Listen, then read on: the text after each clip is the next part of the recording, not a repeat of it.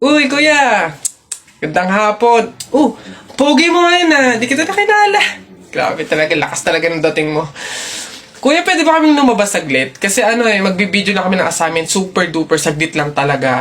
Ay, hindi. Pasok. Baka mapagalitan pa ako.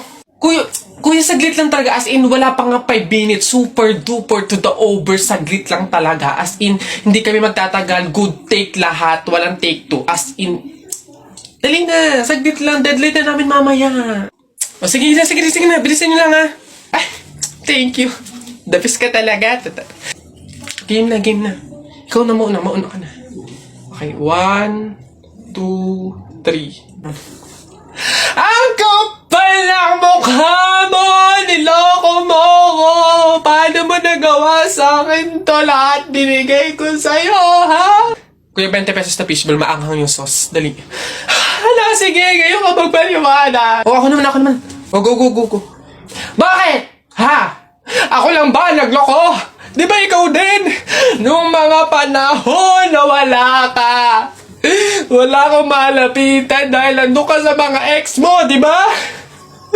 Kung scramble yung tiktin tapos damihan mo ng alamang. Ano? Sige, ngayon mo isumbat sa akin lahat. Okay na po. Thank you po. Hoy! Pasok! Ito pa. Uy, gagi na kita. Takbo!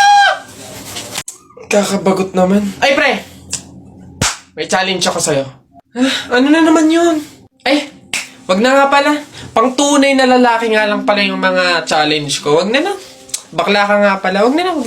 Kulit naman, sabi ko, walang bakla dito, tol. Ay, we? Sige nga, duraan mo nga yung hawakan dun sa hagdan. Dali. Yan. Ang dali-dali lang yan. Minsan, hirapan mo naman, ha? Minsan. Dali-dali. Ita mo, ha? Wait lang, ha?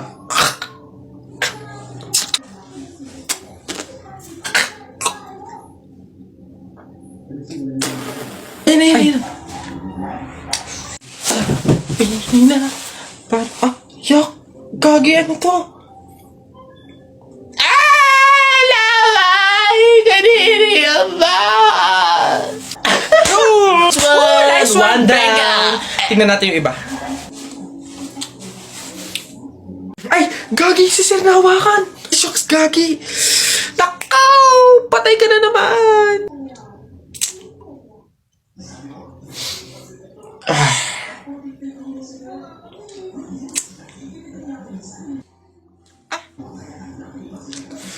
Pumunta kayo sa guidance. Hoy, Jepoy! Bakit?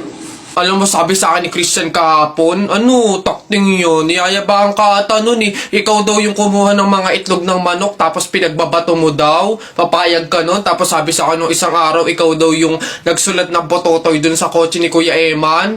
Papayag ka nun? Kung ako hindi ako papayag dun, sasapakin ko talaga yun. Sinabi niya yun?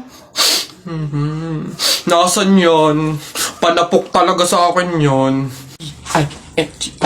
Ayun, Jepoy, niyayabang ka pa nung isang araw pa yan kung ako sa'yo, talaga sasapain ko yan. Yabang-yabang yan sa'yo Hoy, Christian! Bakit? Ano yung pinagsasabi mo, ha? Isang itlog lang naman yung kinuha ko, Tapos yung pototoy dun sa kotse ni Kuya Eman, inutos mo lang naman sa akin yun, Yabang mo, ano yung pinagsasabi mo dyan? Ikaw nga umihi ka nga nang naglalakad Tapos pinagbabato mo yung mga bubong dun Yabang neto. Di ko naman sinabi yun. Sinungaling, kakaila ka pa. Sabi mo sa akin nung isang araw, ang asim-asim ni Jepoy, hindi pa nga naliligo, sabi mo. Dahilan ka pa dyan, panapok na lang. Hindi ko naman talaga sinabi yun. Ba't ayayabang nyo, porque dalawa kayo?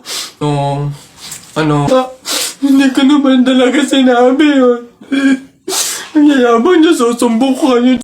Nakita ko nanay mo kumakain ng giniling. Sinapak ko gumiling-giling. Wala. For your information, pwet mong may lotion. Pag na-infection, congratulations! Pangit ito. Nakita ko nanay mo namamalimos. Binigyan ko ng piso. Gusto pa doon. Ako na. Damit mo puti, shirt mo puti, amoyin mo kilikili mo, amoy dato puti. Yun na yun, ito. Nakita ko nanay mo nasa bubong. ang binato ko ng talong shoot sa ilong! Sa flip, teka lang, meron pa. Hindi ako natakot sa bagyong Ondoy. Ha? Natakot ako sa nanay mong mukhang unggoy.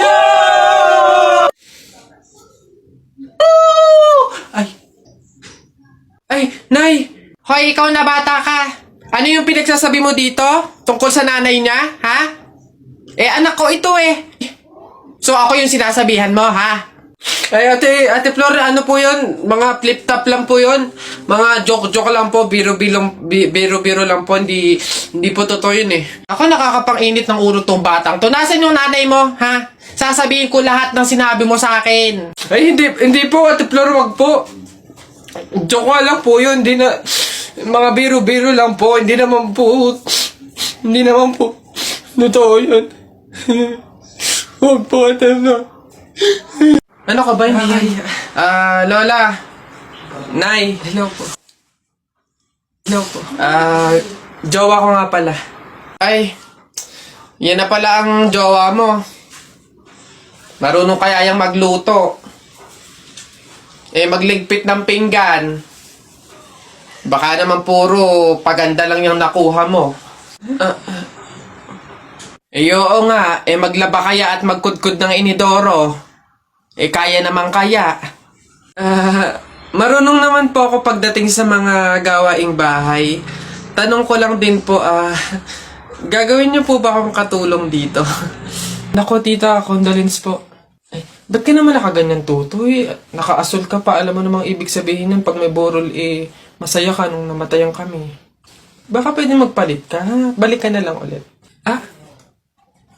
Ay, ganun po ba? Sige po, pasensya na po, babalik po ako. Okay na po, tita. Ayun nga po, nalulungkot po. Ay, naku naman, Tutoy. Nananadya ka ba? Nagpula ka pa talaga. Alam mo naman ibig sabihin pag nakapula sa borol, may galit ka dun sa namatay. Tuy, respeto naman. Pasensya na pero palta mo yan. Tsaka ka bumalik dito, ha? Nanadya Ay, grabe naman po. So, babalik na naman po ulit ako. Sige po, pasensya na po ulit. Sige po, wait lang po. Eto, tita, okay na po siguro to. Kumusta po? Tuy, nag-itim ka pa. Ano bang problema? Yung itim to, isa libing pa yan. Anong pinapakita mo? Anong pinapahiwatig mo na gusto mo nang alisin to sa amin?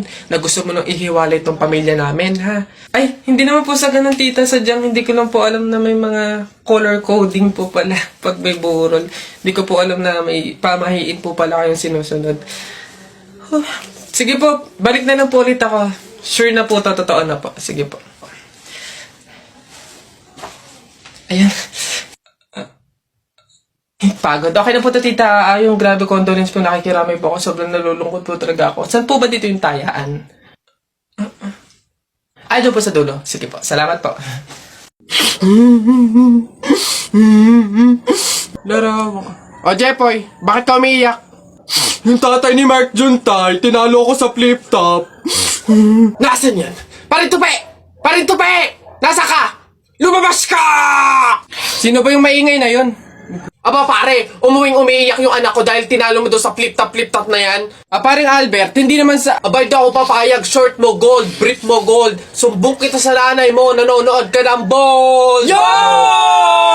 Aba pare, ikaw nagpasimula, panindigan mo yan ha. Pangit ang nanay mo, pangit ang tatay mo, kaya ang anak mukhang kalamay. Kung gusto mo ng pangit, huwag mo kami idamay! Wala, nakita ko tatay mo nagbabasa ng science. Sinapak ko, nag-super science! Ito pa paring Albert. Nanay mo pangit, tatay mo pangit. Ano ka, exempted? Sus! Nakita ko tatay mo, nanay mo teka pre, wala na, utal-utal ka na, umuwi ka na lang, magpalobo ka na lang ng sipon, pero eto teka, baunin mo. Piso-pisong malupet, ikay nagpagupit sa tatay mo, malupet, kaso nga lang walang puwet!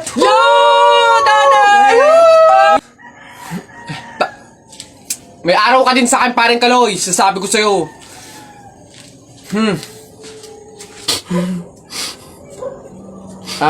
Anak, Jepoy, Pasensya na, talo tayo. Buti naman anak, makakalipat na tayo ng bahay. Ay, so nga Nay, buti na lang makakalipat na tayo sa mas maayos na bahay. Pero Nay, may tanong ako, bakit ang daming nagsasabi na pamahiin daw kapag daw lilipat ng bahay at paalis na, wag na daw lilingon dun sa bahay na yun kasi may mangyayari daw masama? Bakit kaya? Nak, bakit mo ba natanong? Nay, gusto ko sanang lumingon para masulyapan yung bahay natin. Syempre, tagal na din naman natin tumira dyan, kaya napamahal na rin tayo. Bago man lang tayo umalis sana, Nay, masulyapan ulit kahit saglit. Ay, hindi anak. Sige lang, lumingon ka lang. Hindi naman tayo naniniwala sa mga pamahiin na yan, di ba? Walang mangyayaring masama, panigurado, promise. Sige, Nay. Ay! Hoy, kayong dalawa. Ay, ano? Ganon-ganon na lang yun? Aalis na kayo agad, ha? Hindi nyo pa nga tapos bayaran yung upa sa bahay, eh. Pati yung ilaw at tubig, hindi nyo pa tapos bayaran, tapos aalis lang kayo, ha? 10 yung pinapakain kong anak, tapos yung asawa ko batugan pa, tapos aalis kayo, hindi kayo magbabayad. Ang kakapala mukha nyong lahat. Hindi ako papayag. Balik!